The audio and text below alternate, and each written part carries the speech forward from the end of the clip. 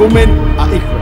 নভেম্বরে ঢাকায় আসছেন ডক্টর জাকির নায়েক, তবে তার সফরের বিষয়ে পররাষ্ট্র মন্ত্রণালয় অবগত নয় বলে জানিয়েছে পররাষ্ট্র উপদেষ্টা মোহাম্মদ তৌহিদ হোসেন। এদিকে ভারত চাইছে তিনি মালয়েশিয়া থেকে বাংলাদেশে পৌঁছালে তার বিরুদ্ধে আইনগত ব্যবস্থা নেওয়া হোক।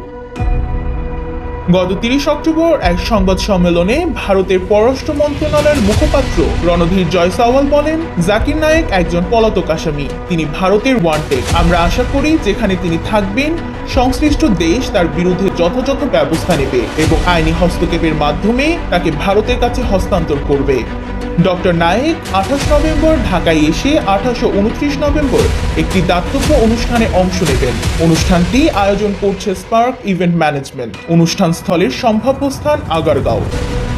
ডক্টর নায়েক ২০১৬ সালের আগে ভারতে থাকতেন এবং বিভিন্ন ইসলামিক অনুষ্ঠানে বক্তৃতা দিয়ে আন্তর্জাতিক খ্যাতি অর্জন করেন। তবে নরেন্দ্র মোদীর নেতৃত্বাধীন বিজেপি সরকারের সময় তার বিরুদ্ধে ঘৃণামূলক বক্তব্য প্রচার ও অর্থ পাচারের অভিযোগ দায়ের করা হয়। পিচ টিভি চ্যানেলের সম্প্রচারও বন্ধ করা হয়। এরপর ৬০ বছর বয়সী ধর্মপ্রচারক ২০১৬ সালে ভারত ছেড়ে মালয়েশিয়ায় স্থায়ীভাবে বসবাসের অনুমতি পান।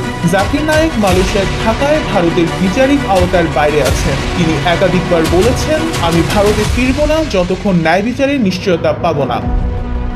ভারতের নজরদারি ও পরামর্শে বাংলাদেশও ২০১৬ সালে তার উপর প্রবেশের নিষেধাজ্ঞা জারি করেছিল। ওই সময় ঢাকার হলি আর্টিজান হামলার তদন্তে দেখা যায় হামলাকারীদের মধ্যে অন্তত ২ জন জাকির নায়েকের বক্তৃতা থেকে প্রভাবিত ছিলেন। তবে পরবর্তী সময়ে সেই নিষেধাজ্ঞা শিথিল করা হয়।